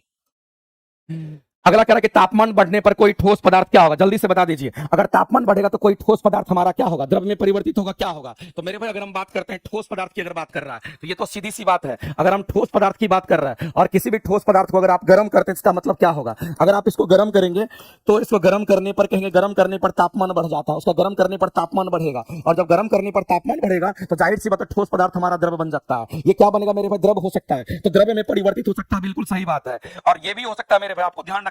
अगर हम एग्जांपल के पॉइंट ऑफ व्यू से अगर चलते हैं, सारे स्टेटमेंट को देखते हैं, तो ठोस को अगर गर्म करिएगा, तो ठोस को अगर आप गर्म करिएगा तो ये गर्म करने पर हमारा क्या होता है, हमारा जैसे इसको गर्म करेंगे तो ये द्रव हमारा बन जाएगा। दूसरा ये भी हो सकता है अगर ठोस को गर्म करेंगे तो ये डायरेक्ट हमारा गैस बन जाएगा, बीच में ये द्रव की स्थिति पैदा नहीं होती, ये भी पॉसिबिलिटी है। अगर हम बात करते हैं मेरे भाई, इसका मतलब है कि द्रव में परिवर्तित हो जाएगा, क्योंकि ठोस को जब गर्म करेंगे तो द्रव बन ही जाएगा, कोई दिक्कत नहीं है। ये हो सकता है, बिल्कुल हो सकता है। बिना द्रव में बदले मेरे भाई, कह रहा कि बिना द्रव में बदले हमारा सीधे वो गैस अवस्था में चला जाएगा। यानी कि आप इस स्टेटमेंट को देखिए, पहला स्टेटमेंट ये है, दूसरा ये है, इसका मतलब मेरे भाई इसी को ना हम लोग कहते हैं सब्लिमेशन, इसी को ऊर्ध्वपातन कहते हैं। दूसरी बात कह रहा है कि अपरिवर्तित रह सकता है, कुछ ऐसे भी ठोस पदार्थ हैं गर्म की जगह आपका वो फैलेगा नहीं, याद रखना मेरे भाई। अपरिवर्तित हमारा कौन रहेगा, तुम कहेंगे इनवार की बात करते हैं। ये कौन पदार्थ होता है, कहेंगे इनवार मटेरियल की हम बात करते हैं। और ये जो इनवार मटेरियल हमारा होता है, याद रखना इसका प्रसार गुणांक हमारा बहुत कम होता है। इसके प्रसार गुणांक की अगर हम बात करते हैं तो ये हमारा ठोस होता है और इसका प्रसार गुणांक मेरे भाई प्रसार गुणांक नेग्लिजिबल होता है, यानी कहने वाला बहुत कम होता है, इस बात को ध्यान रखेंगे। होता है लेकिन नेग्लिजिबल होता है, इस बात को ध्यान रखेंगे। ये नेग्लिजिबल होता है, इसका मतलब मेरे भाई हम कहेंगे ये भी पॉसिबिलिटी है, ये भी पॉसिबिलिटी, ये भी पॉसिबिलिटी है। तो बताइए ऐसी परिस्थिति में अगर किसी ठोस को गर्म करेंगे तो हम कहेंगे सभी हमारे होने की संभावना है। और ये आपके बेसिक कंसेप्ट है और सभी बेसिक कंसेप्ट पर क्वेश्चन आपको बनाना है। आगे चलते हैं, अगला क्वेश्चन हम लोग देखते हैं क्या कहता है। अगला क्वेश्चन कहता है मेरे भाई बता दीजिए कि किसका ऊर्ध्वपातन होता है। जाहिर सी बात, हम अगर ऊर्ध्वपातन की बात करते हैं तो हमारे दिमाग में एक दो बात आता है, वो हमेशा आना भी चाहिए। अगर हम ऊर्ध्वपातन की बात करते हैं तो आपको ध्यान रखना है कि ऊर्ध्वपातन प्रोसेस की अगर बात करते हैं तो ये किस में होगा, तो याद रखना मेरे भाई NH4Cl की बात करते हैं। और NH4Cl को हम लोग क्या करते हैं, तो अमोनियम क्लोराइड के नाम से हम लोग जानते हैं। इसको हम लोग क्या कहते हैं, तो अमोनियम क्लोराइड के नाम से हम लोग जानते हैं। ये लाइन आपको ध्यान रखना है। साथ ही साथ मेरे भाई अगर हम बात करते हैं तो हमारा किसमें, तो आयोडीन में ऐसा होता है। इसमें होगा आयोडीन में हमारा होगा। ठोस कार्बन डाइऑक्साइड की बात करते हैं तो उसमें हमारा पॉसिबिलिटी होता है। इसके अलावे मेरे भाई और किसमें होगा, तो हम कहेंगे कपूर में भी देखने को मिलता है। याद रखिएगा ये कपूर में होता है। नेप्थलीन की जो गोली होती है उसमें भी होता है। जो नेप्थलीन की गोली होता है, हम किसकी बात कर रहे हैं, तो हम यहाँ पर नेप्थलीन की गोली की बात कर रहे हैं, तो इसमें भी ये संभावना है, यहाँ पर भी ये चीज होगा। तो मेरे भाई ऊर्ध्वपातन में क्या होता है, इसमें डायरेक्ट हमारा जो ठोस पदार्थ होता है, डायरेक्ट ठोस पदार्थ हमारा गैस बनता है, इस बात को ध्यान रखना। बीच में द्रव की पैदा नहीं होती है, ध्यान रखेंगे। तो बताइए इसमें से कौन हमारा होगा, तो हम सीधा कहेंगे मेरे भाई अगर ऊर्ध्वपातन की बात करें सल्फर में नहीं होगा, आयोडीन में हो जाएगा, यही आंसर हो जाएगा। मैग्नीशियम में नहीं होगा, ब्रोमीन में नहीं होगा, सीधा आंसर करेंगे। इनमें से कोई भी चीज अगर हमारा दिख रहा है तो आपको याद रखना इसमें ऊर्ध्वपातन के प्रोसेस से इसको हम क्या करते हैं, सांद्रण करते हैं, अलग करते हैं, इस बात को ध्यान रखना। पृथक्करण की, इनमें से किसी भी पदार्थ को पृथक्करण की विधि जो होती है वो ऊर्ध्वपातन होता है, क्योंकि इसमें ऊर्ध्वपातन का प्रोसेस हमारा होता है, ध्यान रखना। डायरेक्ट ठोस से गैस बनेगा, बीच में द्रव नहीं बनता है। आगे चलते मेरे भाई, अगला हम बात करते हैं कि कौन सा पदार्थ है। मैंने आपको बोला मेरे भाई पदार्थ की जब कभी भी हम बात करते हैं ना, तो एक लाइन में आप जान लीजिए पदार्थ का मतलब कम से कम आप ये समझिए कि कोई ठोस की बात करेगा या फिर अगर द्रव की बात करेगा या फिर मेरे भाई अगर गैस की बात करता तो ये सब के सब हमारे क्या यहाँ पर पदार्थ होते हैं। बताइए अगर हम बात करते हैं, अगर गंध को पदार्थ नहीं कहेंगे। दूसरी बात मेरे भाई यहाँ पर ध्यान रखना, ठंडा कोई पदार्थ नहीं होता है, कोई प्रेम पदार्थ नहीं होता है मेरे भाई। ठंडा पेय जो होता है हमारा, ठंडा पेय कहने वाला कोल्ड ड्रिंक्स की बात कर रहा है, इसका मतलब द्रव पदार्थ की बात कर रहा है, ये द्रव की बात कर रहा है, इसका मतलब यही हमारा पदार्थ हो जाएगा। पदार्थ का मतलब मेरे भाई स्मेल से नहीं होता है, गंध से नहीं होता है, लव से नहीं होता है, इस बात को ध्यान रखना। पदार्थ हमारा क्या होता है, पदार्थ की अगर बात करेंगे तो आपको ध्यान आना चाहिए ठोस, द्रव और गैस के रूप में हम लोग सोचेंगे, आंसर हो जाएगा। आगे चलते हैं, बताइए कि कौन सा इसमें से पदार्थ नहीं है, बताना है। तो आपके लिए सर पदार्थ नहीं है, हवा जो हमारा गैस के रूप में होता है ये पदार्थ है। अगर गैस है तो ये पदार्थ है। अगर कहेंगे जल हमारा पानी है तो द्रव हमारा पदार्थ होता है। भोजन हमारा ठोस है, ये भी पदार्थ होगा। लेकिन मेरे भाई हमारा जो स्नेह होता है, प्यार होता है, अफेक्शन होता है, ये पदार्थ नहीं है। आंसर करेंगे ऑप्शन नंबर सी, आपका राइट हो जाएगा। आगे चलते हैं, अगला क्वेश्चन आपका दे रखा है कि किस अवस्था में अणुओं की ऊर्जा अधिकतम होती है। आपसे अणु की ऊर्जा अधिकतम बोला गया, किसमें हमारा होता है ये आपसे पूछा गया है। मेरे भाई एक बात आपको ध्यान रखना है कि सबसे अधिक अणुओं में अधिकतम जो ऊर्जा होती है हमारा गैसेस पदार्थ में होता है, इस बात को ध्यान रखना। अगर ऊर्जा की बात करेगा सबसे अधिक किसमें होगा, किस अणु में ऊर्जा अधिकतम होती है, तो सबसे अधिक याद रखना हमारा किसमें होता है, तो हम कहेंगे गैस में हमारा होता है, इस बात को ध्यान रखेंगे। आगे बढ़ते हैं और अगला क्वेश्चन आपको बताना है मेरे भाई क्या कहता है। कहता है किस अवस्था में अणुओं की ऊर्जा सबसे कम होती है, तो जाहिर सी बात हमारा ठोस हो जाएगा, कोई दिक्कत नहीं है। आगे चलते हैं, अगला क्वेश्चन हम लोग देखते हैं। कह रहा है कि निम्न से द्रव में से कौन सा अनिश्चित हमारा होता है। तो एक बात आप जान लीजिए मेरे भाई, जब कभी भी आपसे ठोस की बात करता है तो आपको ध्यान रखना चाहिए, द्रव के बारे में बोला गया, हम पहले ठोस पर चलते हैं। तो ठोस का जो आकार होता है, इसके आकार की बात करते हैं, आकार कैसा होगा, तो याद रखना इसके आकार अनिश्चित होते, सॉरी इसके आकार निश्चित होते हैं मेरे भाई। अगर ठोस की बात करेंगे तो उसके आकार फिक्स होते हैं, उसके आकार निश्चित होते हैं। अगर इसके आयतन की हम बात करते हैं तो आपको ध्यान रखना इसका आयतन भी हमारा क्या होता है, यहाँ पर निश्चित होता है, इसमें कोई दिक्कत नहीं है। लेकिन अगर ठोस के डायरेक्ट हम गैस की बात अगर करेंगे तो ये उल्टा डायरेक्ट होगा। अब कहेंगे इसका आकार क्या होगा, जस्ट उसी का उल्टा होगा। इसका आकार कैसा होगा कि हमारा अनिश्चित होता है, एक लाइन में मेरे भाई आप ध्यान रखेंगे। उसके बाद अगर कहेंगे इसके आयतन की अगर हम बात करेंगे तो इसका आयतन भी हमारा कैसा कहेंगे अनिश्चित होता है, इस बात को ध्यान रखना। जस्ट हमारा किसका उल्टा होगा, तो जस्ट हम उल्टा कहेंगे ठोस का, जस्ट गैस में हमारा होता है। लेकिन अगर हम किसी द्रव की अगर बात करते हैं तो आपको ध्यान रखना द्रव में क्या होगा, तो कहेंगे द्रव के अंदर हमारा क्या होता है, जैसे पानी है, इसमें अगर पानी भरा हुआ है तो इस बोतल में रखे तो उस बोतल का आकार ले लिया, इस पानी को ग्लास में रखें तो ग्लास का आकार ले लेगा, इस पानी को अगर बाल्टी में रखें तो बाल्टी का आकार ले लेगा। इसका मतलब इसका आकार अनिश्चित होता है। द्रव का जो आकार होता है कैसा होगा, इसके आकार कैसे होंगे, तो इसके आकार अनिश्चित होते हैं। ये लाइन आपको ध्यान रखना, इसका आकार अनिश्चित होता है। अब अगर हम बात करते हैं इसके आयतन की अगर बात करते हैं तो आप ही सोच लीजिए मेरे भाई, अगर इसमें मान लेते हैं 1 लीटर पानी भरा हुआ है तो ये 1 लीटर पानी किसी बर्तन में दूसरे बर्तन में रखें, किसी तीसरे बर्तन में रखेंगे, वो 1 लीटर ही रहेगा। और लीटर जो था वो आयतन का यूनिट होता है, इसका मतलब आयतन मेरे भाई फिक्स होंगे, आयतन हमारे कैसे होंगे, तो निश्चित होंगे, आयतन हमारा निश्चित होगा। तो आपसे द्रव की बात कर रहा था, यानी इसी के ऊपर सोचेंगे। और क्या अनिश्चित है वो पूछा है, अनिश्चित हमारा क्या आकार अनिश्चित होगा, और आंसर क्या करेंगे ऑप्शन नंबर बी आपका करेक्ट हो जाएगा। कहीं से मेरे मेरे भाई कोई दिक्कत नहीं है, आप आसानी से आंसर कर सकते हो। आंसर ऐसे ही करना जिस तरीके से मैंने बताया है। अगला क्वेश्चन कहता है कि बर्फ का एक टुकड़ा जल की सतह पर तैरता है। आप ही बताइए मेरे भाई, बर्फ का टुकड़ा अगर जल की सतह पर तैरता है, इसका मतलब हम कहेंगे अगर तैरता है तो आपको जब कभी भी तैरने की बात करेगा तो एक लाइन में आपको ध्यान रखना, जब कभी भी तैरने की अगर बात करता है, अगर तैरने की बात करता है तो आपको सीधा समझना है, अगर जब कभी भी तैरने की बात करेगा तो याद रखना मेरे भाई घनत्व में अंतर के कारण तैरता है। जब घनत्व में अंतर होता है, घनत्व में अंतर होता है तो हम कहते हैं कोई भी वस्तु तैरता है। तो हम लोग जानते हैं कि घनत्व हमारा बर्फ का कम होता है, बर्फ के घनत्व कम होते हैं, और यहाँ पर पानी का घनत्व हमारा क्या तो ज्यादा होता है। इस बात को हम सभी लोग जानते हैं, ये लाइन आपको ध्यान में रखना भी चाहिए। और बर्फ का घनत्व हमारा लगभग 900 होता है, पानी का घनत्व 1000 होता है। ये ज्यादा होगा, ये कम होगा। जिसका भी घनत्व कम होगा हमेशा ऊपर में तैरता है, इस बात को ध्यान रखना। अब मेरे भाई अगर घनत्व कम है इसका मतलब क्या होगा? इसका मतलब घनत्व कम हो गया, इसका मतलब ये लाइट वेट का होगा, इस बात को भी ध्यान रखेंगे। ये कैसा होगा कि हमारा ये लाइट वेट कहलाता है, इस बात को ध्यान रखना। यानी इसका भार जो होगा वो हमारा क्या होता है, इसका भार हमारा कम हो जाएगा, इसका भार हमारा कहेंगे तो कम हो जाएगा, इस बात को आप ध्यान रखेंगे। बताइए मेरे भाई, अगर बर्फ का एक टुकड़ा जल की सतह पर तैरता है तो ये जल से भारी होगा? बिल्कुल भी नहीं। जो तैरेगा वो मेरे भाई भारी होगा तो डूब जाएगा। बर्फ और जल का घनत्व तो कह रहा कि समान होगा। घनत्व अगर समान होगा तो मेरे भाई हम कहते हैं ये जल बर्फ और जल का जो घनत्व है कभी समान होता ही नहीं है। अगला कहता है कि बर्फ जल से हल्की होगी। जाहिर सी बात है मेरे भाई, बर्फ अगर हम देखते हैं वो जल से हल्की होगी, लाइट वेट का होगा, तो इसकी डेंसिटी कम होती है। तो इस क्वेश्चन का अगर आंसर करने के लिए जाएंगे तो आप सीधा आंसर करेंगे, ऑप्शन नंबर सी आपका राइट हो जाएगा। यहां कह रहा कि बर्फ का जो घनत्व होगा वो जल से अधिक की बात कर रहा है, जो कि बिल्कुल गलत है। बर्फ का घनत्व तो मेरे भाई जल के घनत्व से कम होता है, ये बात आप जानते होंगे। आगे चलते हैं, अगला क्वेश्चन हम लोग देखते हैं। अगला क्वेश्चन की अगर हम बात करते हैं, बताइए मेरे भाई ड्राई आइस किसको कहते हैं? तो ठोस कार्बन डाइऑक्साइड को ड्राई आइस कहते हैं, आप सभी लोग जानते होंगे। सीधा सा बात है, आंसर करिए, आगे निकलिए। अगला कह रहा है कि निम्नलिखित में से कौन सा तरल पदार्थ हमारा नहीं है? तो मैं आपको बताना चाहता हूं मेरे भाई, तरल पदार्थ हमारा एक्चुअली में होता क्या है। तो आप एक बात जान लीजिए, जब कभी भी आपको पदार्थ की बात करता हूं उसमें भी तरल पदार्थ की बात करता है। तो जो तरल पदार्थ होता है उसको हम लोग क्या कहते हैं? इंग्लिश में इसको हम लोग फ्लूइड कहते हैं, याद रखिएगा। इंग्लिश में इसको FLUID फ्लूइड कहते हैं। और जो तरल पदार्थ होता है मेरे भाई याद रखना, इसमें फ्लोइंग प्रॉपर्टी होता है। इसमें कैसी प्रॉपर्टी होती है? तो इसमें फ्लोइंग प्रॉपर्टी होता है, इस बात को ध्यान रखेंगे। इसमें फ्लोइंग प्रॉपर्टी होता है, इसमें मेरे भाई फ्लोइंग प्रॉपर्टी होता है, यानी कि इसमें बहने का गुण होता है, इस बात को ध्यान रखेंगे। इसमें बहने का गुण होता है, इस बात को ध्यान रखें। इसमें बहने का गुण होता है, ये लाइन आपको ध्यान रखना है मेरे भाई। इसमें हमारा ठोस नहीं आएगा। जब भी तरल की बात करेंगे तो आपके सामने मेरे भाई क्या आएगा? तो जिसमें बहने का गुण होता है, जो फ्लो करता है, वो क्या होगा? या तो हमारा वो द्रव होगा, नहीं तो वो हमारा गैस होगा। यही हमारा तरल पदार्थ कहलाता है। आप बता दीजिए मेरे भाई, इसमें से हमारा कौन सा होने की संभावना है? क्या हमारा यहाँ पर द्रव है? पारा है, लोहा आयरन है, तो लोहा ठोस नहीं होगा। पारा भी हमारा ठोस अवस्था में होता है, ये हम कहेंगे पारा नॉर्मल टेंपरेचर हमारा द्रव अवस्था में होता है। कह रहा कौन सा तरल पदार्थ नहीं है, ये बोला गया है आपसे। तो बताइए इसमें से कौन सा तरल पदार्थ हमारा नहीं होगा? ऐसा करते तरल पदार्थ नहीं है बोला गया है, इसका मतलब हम कहेंगे लोहा हमारा तरल पदार्थ नहीं है, क्योंकि लोहा हमारा कैसा होता है? हमारा ठोस होता है। ये कैसा होगा? हम लोग सीधा कहेंगे हमारा ठोस होता है, इसलिए हम कहेंगे तरल पदार्थ नहीं है। क्योंकि तरल पदार्थ में आपको यही दो को देखने को मिलता है, द्रव और गैस। अगर हम पारा की बात करते हैं, रूम टेंपरेचर पर, हमारे नॉर्मल टेंपरेचर पर यह द्रव अवस्था में पाया जाता है। और जल तो मेरे भाई हमारा द्रव है ही। अगर हम हवा की बात करते हैं तो ये हमारा गैस है ही। तो जब कभी भी हम द्रव और गैस की बात करेंगे तो द्रव और गैस हमेशा क्या होगा कि ये तरल पदार्थ में आता है और ठोस तरल पदार्थ में नहीं आता है। और आपसे पूछा कौन सा तरल पदार्थ में नहीं है, तो आप लोहा को टिक आउट कीजिएगा। चलो कि लोहा हमारा यहाँ पर ठोस होता है, इस बात को ध्यान रखेंगे।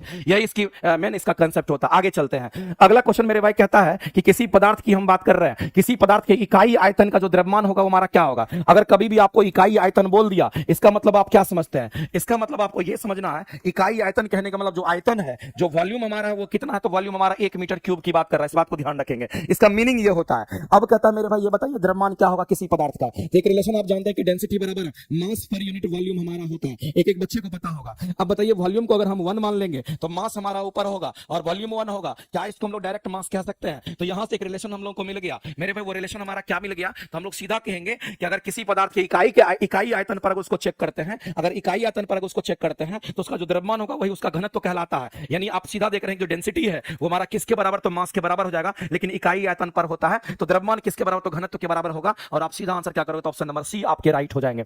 आगे चलते हैं, अगला क्वेश्चन हम लोग देखते हैं। कहता है एक गिलास पानी में 2 चम्मच चीनी अगर मिलाते हैं, समझिएगा गौर से।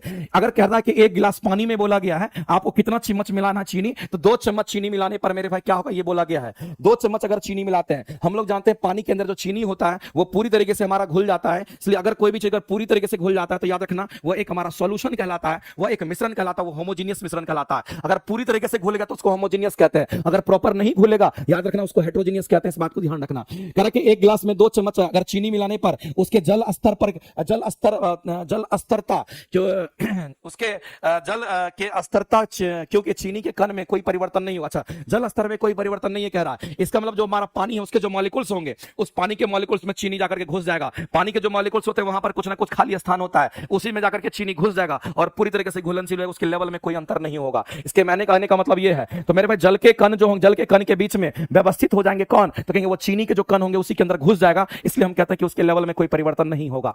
आगे बात करते हैं मेरे भाई निम्नलिखित में से किसमें अंतर आणविक स्थान हमारा सर्वाधिक होता है। अभी जस्ट हम आपको बताए थे, एक बात याद रखना, अगर अंतर आणविक दूरी की बात करते हैं, अगर हम यहां पर अंतर आणविक दूरी की बात करते हैं तो अंतर आणविक दूरी को अगर r से दिखाते हैं तो याद रखना मेरे भाई सॉलिड में हमारा सबसे कम दूरी होता है, उसके बाद हम कहेंगे द्रव में होगा तो सॉलिड, और उसके बाद द्रव, और सबसे अधिक हमारा किसमें तो कहेंगे गैस में हमारा दूरी होता है। ये बात आपको ध्यान रखना है। अब मेरे भाई यहां पर एक रिलेशन हमारा होता है F और R में रिलेशन ऐसा होता है, अगर यहां पर आप देख लीजिए जिसका दूरी कम होगा उसमें हम कहेंगे बल ज्यादा लगेगा, इसलिए अंतर आणविक बल की अगर कभी भी बात अगर आपसे कर लेता है, अगर आपसे अंतर आणविक बल की अगर बात करता है तो आप रिलेशन आप बताइए मेरे भाई दूरी और बल में कैसा रिलेशन, उल्टा रिलेशन है, इसलिए इसका अगर ऑर्डर अगर आपसे पूछ लेगा तो आप कहेंगे सॉलिड है, लिक्विड और गैस है। अगर यहाँ पर लेस देन हमारा है, इसका मतलब मेरे भाई यहाँ पर ऐसा हमारा हो जाएगा क्योंकि बल और दूरी दोनों में उल्टा रिलेशन होगा और आप इस तरीके से आंसर करेंगे। तो बताइए सर्वाधिक स्थान हमारा कहां होगा, तो गैस में एक मॉलिक्यूल दूसरे मॉलिक्यूल्स के बीच में दूरी बहुत अधिक होती है। जब दूरी अधिक होगा तो बल कम लगेगा और आसानी से वो देखिए बहते रहता है, क्योंकि इसके बीच में बल हमारा बहुत कम लगता है। तो सबसे सर्वाधिक स्थान कहां होगा, तो कहेंगे गैस में हमारा होगा। और सीधा कहां है गैस, तो कहेंगे यहाँ पर हवा को हम लोग क्या मान के चलते हैं, हमारा गैस होता है, इस बात को ध्यान रखिएगा। आगे चलते हैं मेरे भाई, अगला क्वेश्चन हम लोग देखते हैं। अगला कहता है कि दाब के प्रभाव से पदार्थ के आयतन को कम होने की क्रिया को क्या कहते हैं। तो देखो यहाँ पर क्वेश्चन को समझना है, दाब के प्रभाव से पदार्थ के आयतन को कम होने की प्रक्रिया को क्या कहते हैं। यानी यहाँ पर दो टर्म आपका इस्तेमाल किया गया है, एक तो दाब का यूज किया है, दूसरा आयतन की बात कर रहा है। कुछ नहीं सोचना है, और दाब और आयतन में कैसा रिलेशन होता है मेरे भाई याद रखना, दाब और आयतन में हमारा ऐसा रिलेशन होता है। और ऐसी परिस्थिति में आपको बोल रहा है कि आयतन को अगर कम करना है, वॉल्यूम को कम करना भी, वॉल्यूम होता है आयतन होता है, इसका मतलब दाब बढ़ जाएगा। तो बताइए दाब के प्रभाव से पदार्थ के आयतन कम होने की क्रिया को क्या कहता है। अच्छा, आयतन कम हो रहा है मेरे भाई, ये किसके लिए फॉर्मूला काम करता है, ये फॉर्मूला हमारा गैसियस पदार्थ के लिए काम करता है। ये किसके लिए, तो कहेंगे हमारा गैसीय पदार्थ के लिए काम करता है। अगर किसी गैस को अगर हम मान लेते हैं दबाते हैं, अगर किसी गैस को अगर हम दबाते हैं उसका आयतन कम होगा, लेकिन उसके अंदर का दाब बढ़ेगा, उसके अंदर का आयतन कम होगा, दाब बढ़ेगा। और अगर वो अगर उसको ऐसे करके दबाते हैं वो कंप्रेस भी होगा। इसका मतलब मेरे भाई गैस के अंदर कंप्रेसिबिलिटी का गुण होता है, वो कंप्रेस भी हमारा होगा। इसका मतलब उसके अंदर हमारा कैसा गुण होगा, कंप्रेसिबिलिटी का गुण हो जाएगा। यानी आप सीधा समझ लीजिए, अगर आयतन कम हुआ तो दाब बढ़ जाएगा, आप गैस को दबा सकते हैं। मेरे भाई आपको सीधा ध्यान में रखना है कि जो भी गैसेस पदार्थ होते हैं उसके अंदर हमारा कैसा गुण होता है, तो उसके अंदर हम कहते हैं कंप्रेसिबिलिटी का गुण होता है। अगर आप दबाएंगे उसको, जैसे बलून है, बलून को दबाइएगा तो उसका आयतन कम होगा, आयतन अगर कम होगा मेरे उसके अंदर का दाब बढ़ जाएगा। याद रखना, जब वो दब रहा है इसका मतलब उसके अंदर कंप्रेसिबिलिटी का गुण है, तभी वैसा हो रहा है। तो इसी गुण के कारण ऐसा पॉसिबिलिटी होता है, इस बात को ध्यान रखना। अगर ये गुण है तो ये रिलेशन हमारा फॉलो करेगा, धीरे धीरे से बात है। आगे चलते हैं, अगला क्वेश्चन हम लोग देखते हैं निम्नलिखित में सबसे अधिक संपीड़न का गुण किसमें होता है। अभी जस्ट बताए थे सबसे अधिक कौन दबता है, गैस। याद रखना गैसे के अंदर हमारा ऐसा होता है। तो आप कहेंगे हवा एक प्रकार का गैस है, सीधा हमारी आगे निकलिए। अगला कहता है मेरे भाई जिस तापक्रम पर द्रव के वाष्प का दाब वायुमंडलीय दाब के बराबर हो जाएगा उसको बॉइलिंग पॉइंट हम लोग कहते हैं। ये डेफिनेशंस आपको याद रखना है।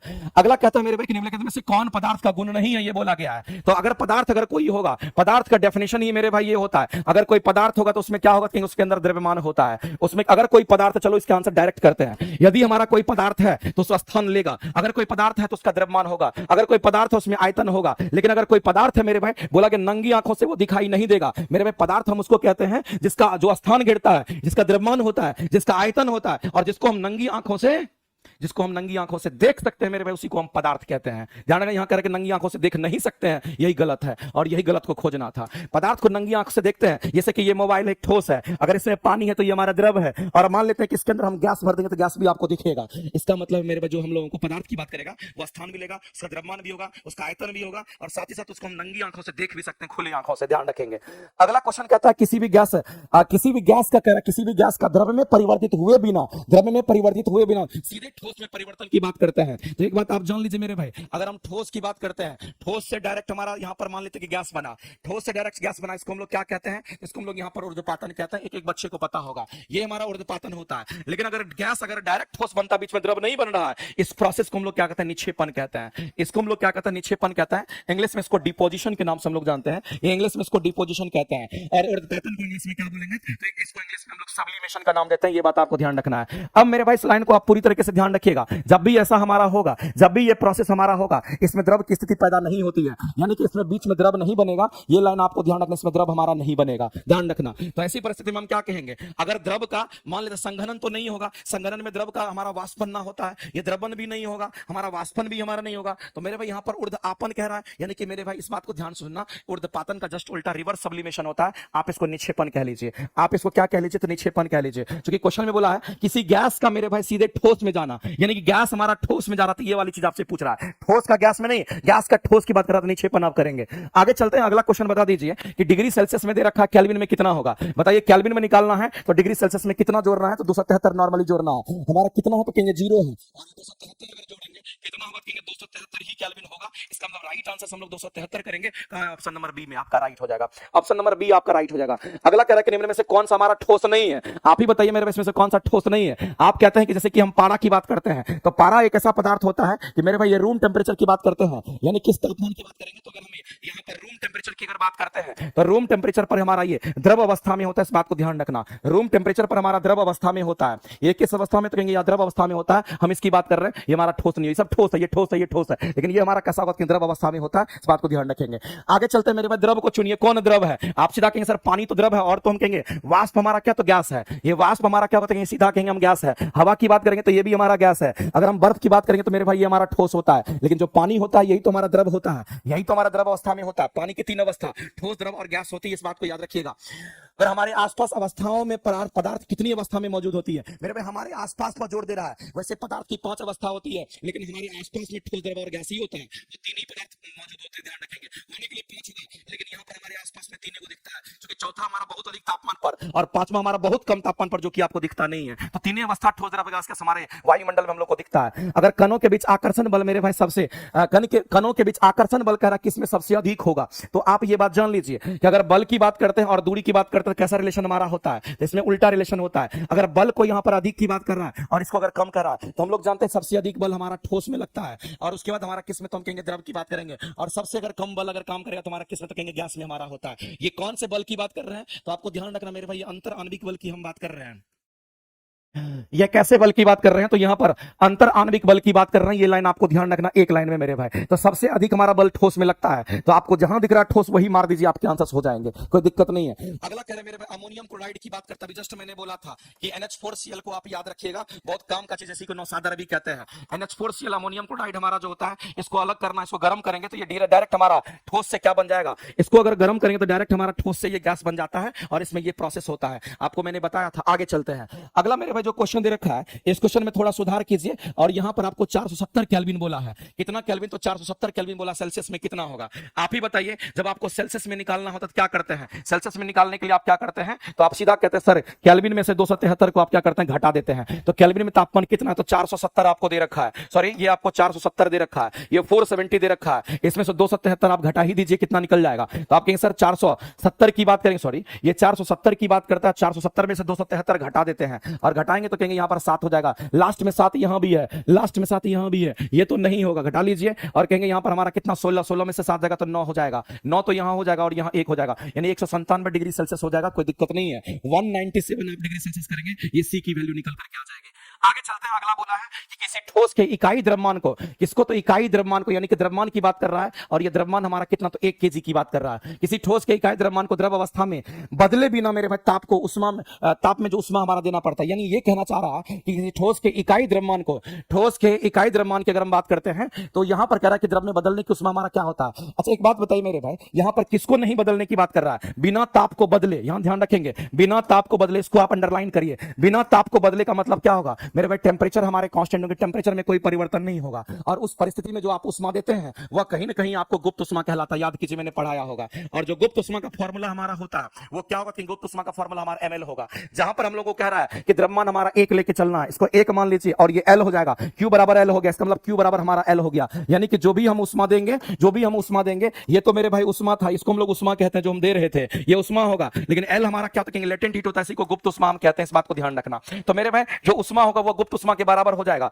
जो उष्मा हम दे रहे थे वह गुप्त उष्मा के बराबर हो जाएगा, इस बात को ध्यान रखेंगे। तो वह गुप्त उष्मा कहां दे रखा है, तो यहां पर लेटेंट हीट ऑफ वेपराइजेशन की बात कर रहा है, वाष्पीकरण तो नहीं होगा, ये नहीं होगा। द्रवन उष्मा की बात कर रहा है, हमको लग रहा है मेरे भाई द्रवन उष्मा इसी की बात कर रहा है, क्योंकि यहां पर बोला किसी ठोस को द्रव अवस्था में बदलने, तो मेरे भाई ठोस का द्रव अवस्था में बदलना यानी कि जैसे बर्फ अगर गलता तो पानी बनता है, ये ना होगा जी। तो हम कहेंगे यहां पर इस क्वेश्चन के अगर आंसर करने हैं तो आंसर क्या दे रखा है, एक बार चेक कर लेते हैं। ये क्वेश्चन नंबर आपका 46 है और 46 के आंसर हमको लग ही रहा था मेरे भाई, यही आंसर इसके दे रखे हैं। ये आपका द्रवन उष्मा कहलाता है, और एक्चुअली में द्रवन उष्मा जो हमारा होगा ना, इसको हम लोग क्या कहते हैं, लेटेंट हीट ऑफ हम लोग क्या कहते हैं, इसका नाम रख लीजिए, इसको हम लोग कहते हैं यहां पर सीधा सा बात है मेरे भाई, इसको कहेंगे लेटेंट हीट ऑफ, हम लोग क्या कहेंगे इसको लेटेंट हीट ऑफ हम लोग फ्यूजन के नाम से हम लोग जानते हैं, ये इसका हिंदी इंग्लिश मीनिंग होता है, इस बात को ध्यान रखेंगे, इंग्लिश मीनिंग गलत लिखा हुआ था, ये लेटेंट हीट ऑफ फ्यूजन कहलाता है, ध्यान रखेंगे। इसको लेटेंट हीट ऑफ वेपराइजेशन कहते हैं, ये हमारा लेटेंट हीट ऑफ वेपराइजेशन कहलाता है, क्योंकि यहाँ ठोस हमारा यहाँ पर हम कहते हैं द्रव अवस्था में बदल रहा है, तो हम कहेंगे पानी, जैसे बर्फ है तो बर्फ हमारा ठोस अवस्था में होगा और वो पानी बनेगा, तो कहेंगे हमारा बर्फ के गलन की गुप्त उष्मा लेटेंट हीट ऑफ फ्यूजन कहलाता है, ध्यान रखेंगे। आगे चलते मेरे भाई, निम्नलिखित में से कौन पदार्थ सामान्य अवस्था में नहीं होता है, आप ही बताइए मेरे भाई, सामान्य अवस्था में प्लाज्मा होता है क्या, नहीं होता, यही आंसर करेंगे। आगे चलते हैं, अगला क्वेश्चन दे रखा है कि वायुमंडलीय दाब पर 1 केजी द्रव को, कितना केजी, 1 केजी द्रव को द्रवनांक पर गैसीय अवस्था में परिवर्तित अगर करना है तो जो आवश्यक उष्मा उसमें देना पड़ेगा वो कौन सा होगा। अभी जस्ट मैंने कैलकुलेट किया मेरे भाई, इस बात को ध्यान रखना, यहाँ 1 केजी द्रव की बात कर रहा है और 1 केजी द्रव कहने वाला 1 केजी कहने का द्रव्यमान की बात कर रहा है और उसको द्रवनांक पर गैसीय अवस्था में परिवर्तित करने की बात कर रहा है। यानी आप ये समझ लीजिए, अगर मेरे भाई कोई भी द्रव अगर हमारा यहाँ पर क्या बन रहा है, वाष्प बन रहा है, यानी कि द्रव हमारा गैस बन रहा है, इसका मतलब है कि आपको ध्यान रखना है इसमें टेम्परेचर को सेम रखने की बात कर रहा है, और ये गैस परिवर्तन उष्मा कौन सा उष्मा हम लोग देंगे, तो ये आपको ध्यान रखना है। तो यहाँ पर हम लोग को ध्यान रखना, द्रव का वाष्पन यानी कि हम सीधा कहते हैं यहाँ पर हमारा लेटेंट हीट ऑफ फ्यूजन नहीं, लेटेंट हीट ऑफ वेपराइजेशन की हम बात करते हैं, ये चीज आपको ध्यान रखना। इसको हम लोग कहते हैं लेटेंट हीट ऑफ वेपराइजेशन हमारा हो जाएगा, तब हम लोग कहेंगे यहाँ पर ऑप्शन नंबर बी के साथ हम लोग जाएंगे। यहाँ पर भी वही कहानी था, Q बराबर ml वाला कहानी था, ध्यान रखेंगे। m हमारा कितना, तो 1 केजी की बात कर रहा था, यानी m अगर हमारा 1 हो जाता तो वह Q बराबर L हो जाता, और अगर Q बराबर हमारा L हो जाता तो हम कहते हैं वो L हमारा क्या था, तो हम कहते हैं यहाँ पर लेटेंट ऑफ वेपराइजेशन हमारा था, इस बात को ध्यान रखेंगे, क्योंकि इसको तो 1 होना था, इस बात को ध्यान रखेंगे। आगे चलते मेरे भाई, अगला बोला कि निम्नलिखित में से कौन सा पदार्थ हमारा नहीं है, आप ही बताइए इसमें से पदार्थ कौन सा नहीं है। अगर कोई पदार्थ होगा तो क्या क्या होगा, आपको सारी बात बता चुके हैं, उसका अपना द्रव्यमान होगा, वो जगह छेकेगा, उसका अपना आयतन होगा, आप अपनी अपनी खुली आंखों से उसको देख सकते हैं, और पदार्थ का मतलब ठोस, द्रव और गैसीय होता है, इस बात को भी आप जानते हैं। जैसे अगर हम बात करते हैं बालू हमारा पदार्थ है, अगर हम बात करते हैं हवा भी एक प्रकार का पदार्थ है, हम कहेंगे जो बादल होता है वो भी हमारे प्रकार पदार्थ है, लेकिन मेरे पास सूरज की प्रकाश होती है पदार्थ नहीं है, इस बात को ध्यान रखना। सूरज की प्रकाश खुद इनविजिबल होता है, इस बात का ध्यान रखेंगे, और जब किसी वस्तु पर पड़ती है तो वस्तु दिखाई देती है, तो ये हमारा पदार्थ नहीं है, ध्यान रखेंगे। आगे चलते मेरे भाई, पदार्थ की जो विसरण की दर होती है, विसरण हमारा ठोस, द्रव, गैस तीनों में होता है, लेकिन सबसे अधिक विसरण अगर किसी में होगा तो वह गैस में होगा, तो गैस में के बाद द्रव में, फिर ठोस में, तो हम कहेंगे आंसर यही करेंगे। बताइए मेरे भाई, 50 क्वेश्चन आपका चैप्टर 1 का 50 क्वेश्चन आपका खत्म हुआ, क्लास 9th का चैप्टर 1 50 क्वेश्चन खत्म हुआ। अगर आप चाहते हैं कि डेली 50 क्वेश्चन आपको करा दें, अगर आपको लगता है कि डेली इसी रिदम में 50 क्वेश्चन होना चाहिए, यानी 1 घंटे में 50 क्वेश्चन अगर आपको चाहिए, तो कमेंट सेक्शन में जरूर कमेंट करोगे ये सेशन कैसा लगा, और इतना फास्ट करने के बाद अगर आप पढ़ रहे होंगे पहले से तो बेसिक चीज क्लियर होता चला जाएगा। पूरी एनसीईआरटी के जितने क्वेश्चन होंगे सब करा देंगे, इसमें एक चैप्टर में 100 क्वेश्चन है, 2 दिन में खत्म हो जाएगा, लेकिन वो डिपेंड करता है कि आप लेना चाहते हैं कि नहीं लेना चाहते हैं। अगर आपको लगता है कि ये चीज सही है तो हम करेंगे कंटिन्यू, नहीं तो रोक देंगे। फिर अगर तुमको लग रहा है कि ये चीज सही है तो करेंगे कंटिन्यू। एक बात और कहना चाहते हैं, जितने लोग लाइव देख रहे हो मेरे भाई, मैं आपसे कहना चाहता हूं, अगर किसी को भी लगता है कि बेसिक में साइंस अगर हमको करना है, तो मैं आपको बताना चाहता हूं, साइंस की जो क्लासेस मेरी चल रही है, अभी देखिएगा रिसेंट में आपको मेरी साइंस थ्योरी की जो क्लासेस है, इस बात को ध्यान रखना। अगर किसी को लगता है कि हम 6 to 8 की तैयारी कर रहे हैं, समझना गौर से, अगर 9 to 10 की अगर तैयारी कर रहे हैं, तो मेरे भाई अगर बीपीएससी टीचर अगर आपको बनना है तो एक बात आपको ध्यान रखना, 4.0 के लिए आप तैयार हो जाइए, हम आपके साथ पूरी तरीके से तैयार हैं। इसके लिए मेरे भाई बहुत सारे बैचेस हमारे चलते हैं, लेकिन खास करके मैं आपको कुछ नाम गिनाना चाहता हूं जो कि आपके लिए बड़े बड़े काम का चीज होगा। एक तो सबसे पहला जो हमारा बैच होता है, अगर हम बात करते हैं अखंड ज्योति बैच की हम बात करते हैं, अगर कोई भी अगर चाहता है कि अखंड ज्योति बैच लें तो आप ले सकते हैं मेरे भाई। इसमें आपका लाइव प्लस रिकॉर्डेड आपको मिलेगा, इसमें लाइव भी मिलेगा और साथ ही साथ इसमें आपको रिकॉर्डेड वीडियो भी मिलेगा, इस बात को ध्यान रखेंगे। अगर इसके बाद अगर हम बात करते हैं, मेरा एक इंजेक्शन बैच भी चलता है और ये भी थ्योरी के लिए चलता है, इस बात को ध्यान रखना। और ये जो इंजेक्शन बैच हमारा होगा इसमें भी आप याद रखेंगे कि लाइव प्लस में आपको रिकॉर्डेड मिलेगा, लाइव प्लस में आपको रिकॉर्डेड यहां भी मिलेगा, ध्यान रखेंगे। अगर आपको चाहते हैं मेरे भाई कि हमको आरंभ बैच की हम बात करते हैं तो आप ध्यान रखेंगे, अगर हम आरंभ बैच की अगर बात करते हैं, ये जो आरंभ बैच आपका है ये इसमें केवल आपको लाइव अभी मिलेगा, ये आपका केवल लाइव ही आपको इसमें मिलना, इस बात को ध्यान रखेंगे। ये केवल आपको लाइव मिलेगा, इस बात को आप ध्यान रखेंगे। ये रिसेंट का ये अभी हमारा ये बैच आया है 25 तारीख से, ये न्यू बैचेज हमारे होंगे मेरे भाई। अगर किसी को 6 to 8 लेना है या 6 to 8 9 10 दोनों लेना है, अगर सिर्फ 9 10 लेना है तो उसके लिए मेरे भाई ये आपके थ्योरी के बैचेज है, आपके सर प्रैक्टिस हमारा कराइए, तो यूट्यूब पर हम आपको एनसीईआरटी पूरा का पूरा फ्री कराएंगे। लेकिन आपको ध्यान रखना है, अगर मेरे से लगता है कि अगर आपको बहुत बेनिफिट हो रहा है। तो हम आपको कहना चाहते हैं एक बैच हमारा चलता है जो कि बहुत ही ज्यादा मेरे में सक्सेसफुल बैच है, और उस बैच को आप जरूर इसको मिस नहीं करना। ये हमारा नियुक्ति बैच के रूप से हमारा जाना जाता है। इस नियुक्ति बैच की अगर हम बात करते हैं तो इसमें 4000 प्लस क्वेश्चन हम आपको कराते हैं, और 4000 प्लस वो एमसीक्यू कराते हैं। उस एमसीक्यू में आपको ध्यान रखना है कि चैप्टर वाइज होंगे, और साथ ही साथ आपको मिसलेनियस भी क्वेश्चन होगा। अगर किसी को भी लगता है कि प्रैक्टिस करना है मेरे साथ, आइए इसमें। अगर किसी को लगता है साइंस पढ़ना है और आपको थ्योरी बहुत अच्छा से चाहिए, तो आप पुराना वीडियो लेना चाहते हैं, आप ये कर लीजिए। अगर आपको पुराना चाहिए तो ये कर लीजिए। ये लाइव भी चलेगा, साथ साथ रिकॉर्डेड भी मिलेगा आपको, और ये लाइव कंप्लीट लाइव ही चलेगा, इस बात को ध्यान रखना। ये प्लेटफॉर्म बाय नवीन कुमार सिंह एप्लीकेशन पर अवेलेबल है। अगर किसी को लगता है कि हमको क्लासेस करनी चाहिए, यूट्यूब पर हम आपको पूरा का पूरा एनसीईआरटी चलाएंगे, ऐसे ही चलाएंगे पूरे रिदम में। अगर आपको लगता है कि हमको करना चाहिए, आप आइए, आपका मोस्ट वेलकम है। प्लेटफॉर्म बाय नवीन कुमार सिंह एप्लीकेशन पर जाइएगा तो हर एक चीज अवेलेबल है। ठीक है, बस तैयारी आपके हाथ में दे दिए, आप जितना हद तक तैयारी कर सकते हैं। ठीक है, चलिए आज की क्लासेस के लिए हम लोग इतना ही रखेंगे, और मिलते हैं फिर अगले क्लासेस में। कैसा लगा ये सेशन एक बार जरूर बताइएगा। अगर आपको अच्छा लगा तो जरूर कमेंट सेक्शन में कमेंट करना, आगे से फिर इसको हम कंटिन्यू करेंगे। ठीक है, धन्यवाद।